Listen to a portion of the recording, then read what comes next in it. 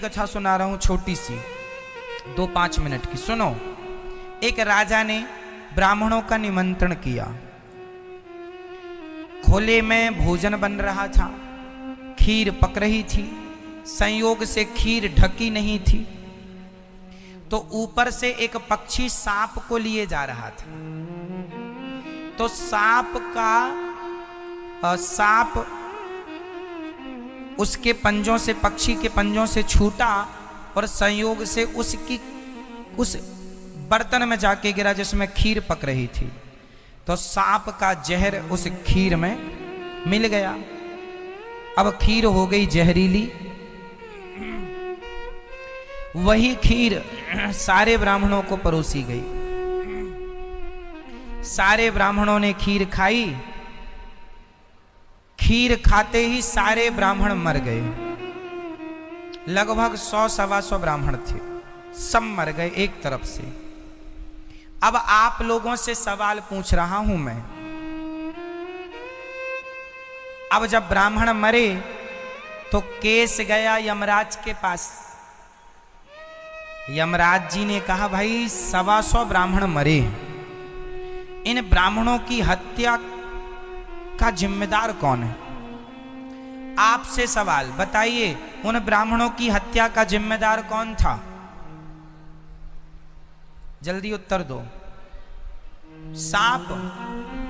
सांप जिम्मेदार था क्या? पक्षी जिम्मेदार था क्या? राजा जिम्मेदार था क्या? तीन में से कौन? बताओ, चलो हाथ उठाओ। हैं? जिसने खीर बनाई वो जिम्मेदार है, वो ढका नहीं।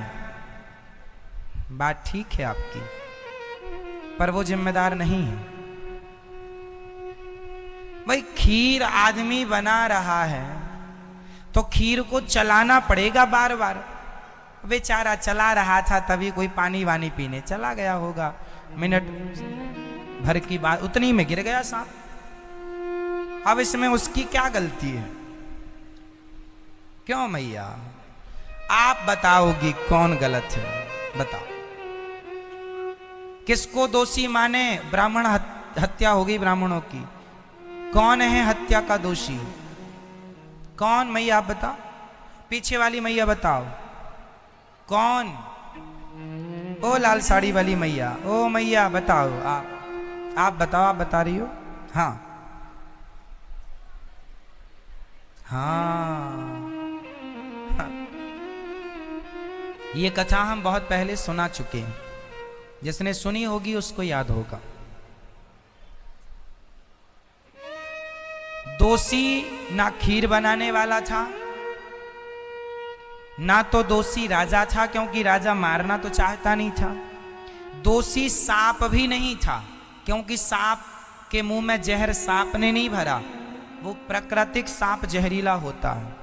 और रही पक्षी की बात, तो पक्षी तो अपना भोजन लेके जा रहा था, सांप उसका भोजन है, तो वो तो अपने रास्ते जा रहा था और छूट गया।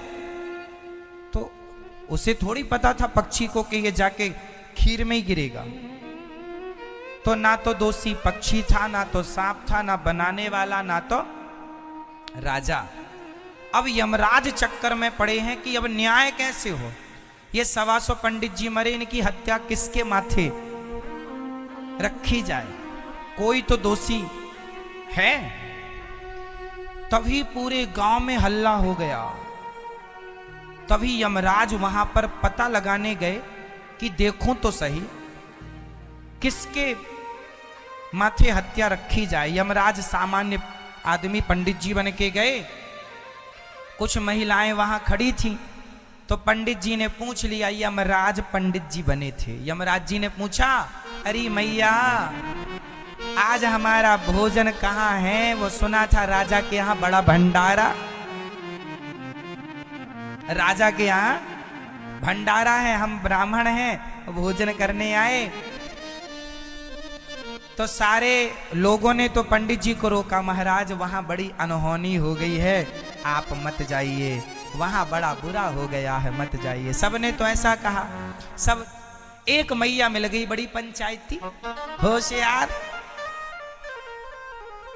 उनसे पूछा यमराज जी ने, क्यों, हमें भोजन आज कहाँ करना था, वो राजा ने बुलाया था, राजा का घरवर कहाँ है।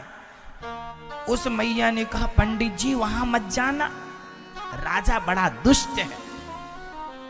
क्यों, सारे ब्राह्मणों को जहर दे के मार डाला उसने, सबको मार दिया। जरा पूछो इस मैया से, तू खड़ी थी वहां जब वो जहर मिला रहा था, तुझे कैसे पता कि जहर मिला रहा। लेकिन नहीं, होशियार बनना है। ओवर कॉन्फिडेंस नाश करता है। पंडित जी वहां मत जाओ, राजा खतरनाक है।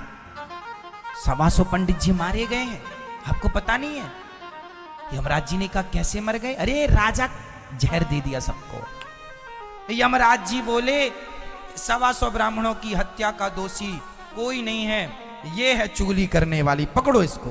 125 ब्राह्मणों की हत्या का पाप इसके माथे लगा, चल बुढ़िया चल, मैं यमराज हूं, चल। महाराज हमें कहां पकड़े ले जा रहे हो, तू ही कर रही है, बाकी तो किसी ने चुगली नहीं की, बुराई नहीं की, तू ही दावा कर रही है, वो मार डाला, तूने देखा है, बिना देखे कैसे बोल रही है, और बोल रही है तो चल तू ही दोषी है। यमराज जी बोले, महाराज मैं क्यों दोषी, तुम दोषी इसलिए हो कि जो दूसरों में दोष देखता है वही सबसे बड़ा दोषी होता है। आप और किसी को दोष नजर नहीं आया राजा का, तुम्हें दोष नजर आया। कॉमन सेंस है, कोई अपने घर में भोजन के लिए किसी को बुला के थोड़ी जहर देगा, और तुम कह रही हो राजा ने मिलाया, तुम उसके दोष देख रही हो, दोषी तुम हो। चलो, तो जितनी चुगली करने वाली माताएं बैठी हैं, सुन रही हैं, निंदा चुगली, तुम ही सारे पाप की जिम्मेदार मानी जाओगी। यमराज जी तुम्हें ही, तुम्हारे खाते पे सबका पाप डाल देंगे, तुम ही सब पापिनी हो, फिर तुम्हारे वाले पाप अलग, ये वाले अलग, तो काहे पाप मोल लो। इसलिए किसी की बातें करने से कोई फायदा नहीं, समय मिले तो चर्चा भगवान